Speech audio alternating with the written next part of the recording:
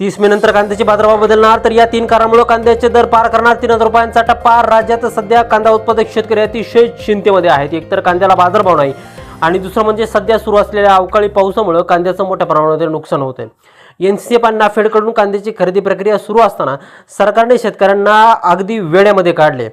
मागच्या वर्षीपेक्षा उत्पादन कमी असण्याचा अंदाज असून सुद्धा 200 रुपये मागच्या वर्षीपेक्षा कांदा खरेदीला बाजारभाव कमी दिलाय। कांदा सरकार यावर्षी 12 रुपये आणि 35 पैशांनी त्या ठिकाणी खरेदी करणार आहे। उत्पादन खर्च 18 ते 20 रुपयांच्या घरात असताना देखील 12 रुपयांनी कांदा नेमका विकायचा तरी कसा, असा प्रश्न शेतकरी वर्गाला पडलाय। आणि यामुळेच नाफेड आणि एनसीएफची कांदा खरेदी असेल किंवा कांदा निर्यातीची सध्याची परिस्थिती असेल, आंतरराष्ट्रीय तणाव आणि हवामान बदलाचा जो काही परिणाम आहे तो नेमका कांदा दरावरती कसा होणार आणि कांद्याचे बाजारभाव नेमके 3000 रुपयांचा टप्पा पार करणार का, याविषयी सविस्तर अपडेट व्हिडिओच्या माध्यमातून जाणून घेणार आहोत। व्हिडिओ अगदी शेवटपर्यंत काळजीपूर्वक चॅनलवरती नवीन असाल चॅनल सबस्क्राईब देखील करा। तर आपण जर का पाहिलं तर कांद्याचे जे काय बाजारभाव आहे ते कांद्याची मागणी पुरवठा असतील, कांद्याची बाजारामध्ये आवक असेल किंवा कांद्याची देशाबाहेर निर्यात असेल आणि त्या निर्यातीमुळे जे काय परकीय चलन येते, या सर्व गोष्टींवरती कांद्याचे बाजारभाव हे त्या ठिकाणी अवलंबून असतात।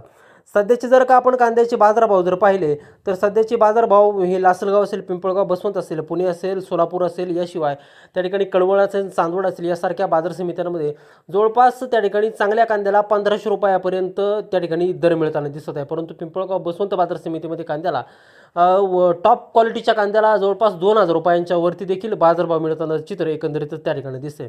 काही बाजारात जो काय हलक्या दर्जाचा कांदा आहे त्याला त्या ठिकाणी 100 ते 300 रुपयापर्यंत निचांकी दर हा त्या ठिकाणी मिळत असताना शेतकऱ्याचा जो काय उत्पादन खर्च आहे तो 20 रुपये प्रति किलोच्या वरती गेला असताना 10 ते 12 रुपयांनी कांदा विकायचा तरी कसा, आणि यामुळे शेतकरी मोठ्या अडचणीत त्या ठिकाणी सापडलेला आहे।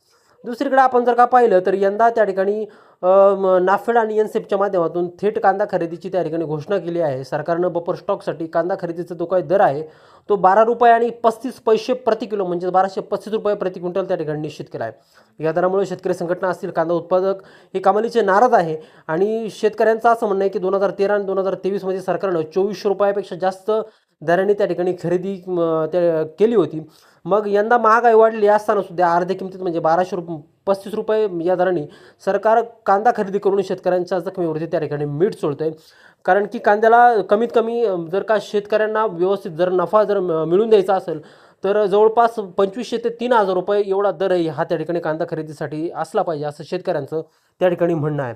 दुसरीकडे आपण जर का आंतरराष्ट्रीय बाजारामध्ये कांद्याची परिस्थिती आणि कांद्याच्या निर्यातीबाबत जर का जाणून जर घेतलं तर पश्चिम आशियातील भूराजकीय तणाव असेल किंवा बांगलादेशमध्ये यंदा स्वतःचं कांदा उत्पादन असेल, यामुळे भारतीय कांदा निर्यातीला मोठा ब्रेक लागला। गेल्या वर्षीपर्यंत त्या ठिकाणी बांगलादेश आपल्या निर्यातीच्या जवळपास 46% कांदा हा खरेदी करत होता, परंतु यावर्षी हे प्रमाण त्या ठिकाणी खालावलं आहे। आखाती देशांमध्ये जी काय जाणारी कांद्याची निर्यात आहे ती आता त्या ठिकाणी पुरती विस्कळीत झाली। देशांतर्गत मागणी कमी आहे आणि आंतरराष्ट्रीय बाजारातून उठवून असल्यामुळं कांदा दराचं गणित हे त्या ठिकाणी बिघडलं आहे। परकीय चलनसुद्धा त्या ठिकाणी भारतामध्ये यायला हे तयार नाही।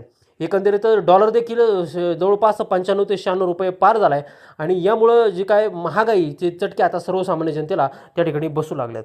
दुसरीकडे आपण जर का पाहिलं तर हवामान बदलाची जी काय यावेळी शक्यता आहे, कारण अल्निनो हे त्या ठिकाणी ॲक्टिव्ह झालं आहे आणि कमी पाऊस पडण्याची देखील या ठिकाणी राज्यामध्ये आणि परिणामी देशामध्ये शक्यता आहे आणि यामुळे देखील त्या ठिकाणी याचाच परिणाम हा कांद्याच्या बाजारभावावरती त्या ठिकाणी होऊ शकतो, असंच एकंदरीतच त्या ठिकाणी दिसतंय।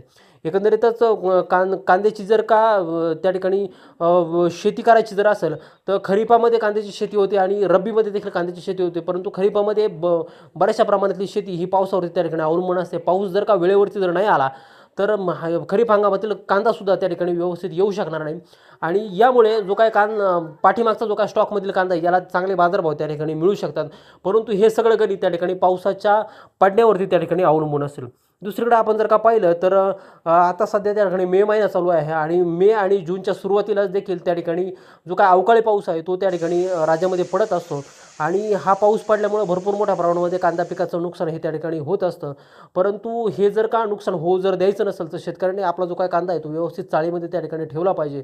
व्यवस्थित या कांद्याचं जे काय जतन आहे ते त्या ठिकाणी चांगल्या पद्धतीने केलं पाहिजे, जेणेकरून शेतकऱ्यांना त्या ठिकाणी कांदा विक्रीतून हा फायदा नक्कीच होईल।